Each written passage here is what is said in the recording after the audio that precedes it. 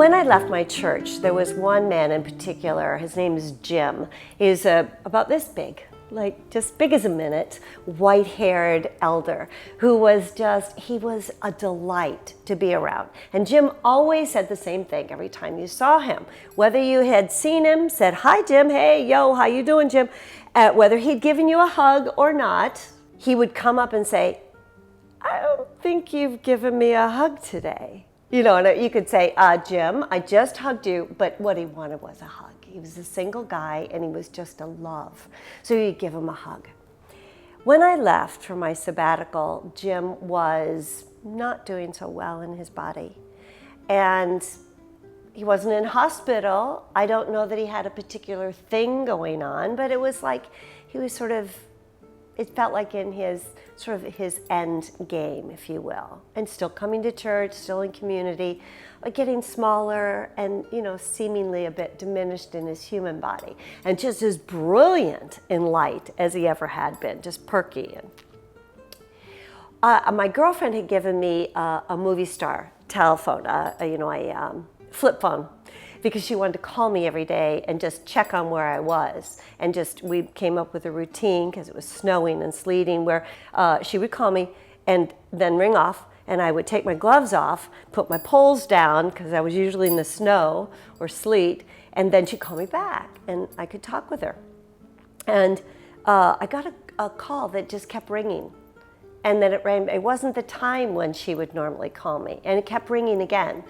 And so I found a little shelter. It was just on a hillock looking out into a valley, the Rioja, and there was a beautiful grouping of aspens. Were titillating, you know, the wind was playing in them and there was light shining. It was just a grove, quite large, toward my right. And there was a little shelter right off the trail. So I went to the shelter, took off my gloves and what have you, answered the phone, and it was my husband, Ken.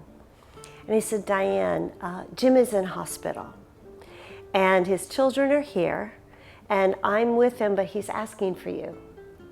And they think that he's going to be transitioning." So I said, "Well, okay, can I call him? Or can you take the phone to him?" And Ken said, "Well, that's the thing.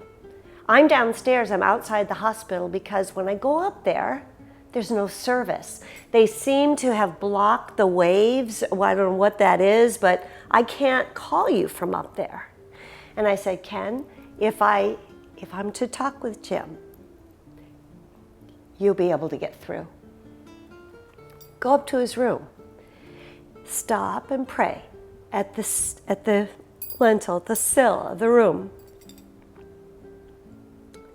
and call me." So he did. And it came through. So I talked with Jim, talked him through his last breath. Ken was able to be there. We prayed into it. And I told him I was so excited for him. How did he feel? And he said, "Yeah, I'm pretty excited too. You know, it's a new thing, isn't it?" I said, "Yes, it's a new thing. And your body's just going to go and be recycled, and you're going to be able to step young and fresh and new and get hugs from other people you've never hugged before." And he said yes, and I could hear his breathing steady, and then his last breath. And my husband got on the phone and said, "Diane, he's passed." I put the phone away, got my gloves back on my trekking pole, and got back on the path, and I looked over, and there was this immense light that had not been there earlier in the grove of trees.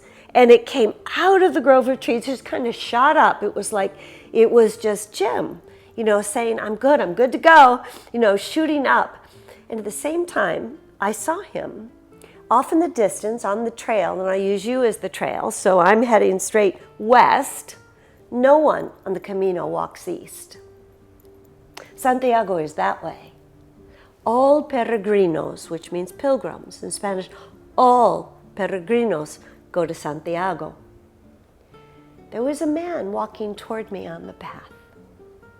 He was a short little man with white hair, Spanish.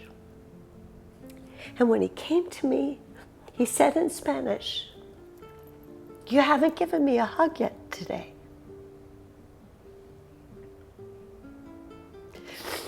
I hugged him. You may think I'm Looney Tunes, but I'm telling you, this happened. I hugged him. He stepped aside. I kept walking this way. He kept walking that way. I was just praising God and saying, oh my gosh, it's just not what we think it is it? It's so much more. And I turned around, and there was no one on the path.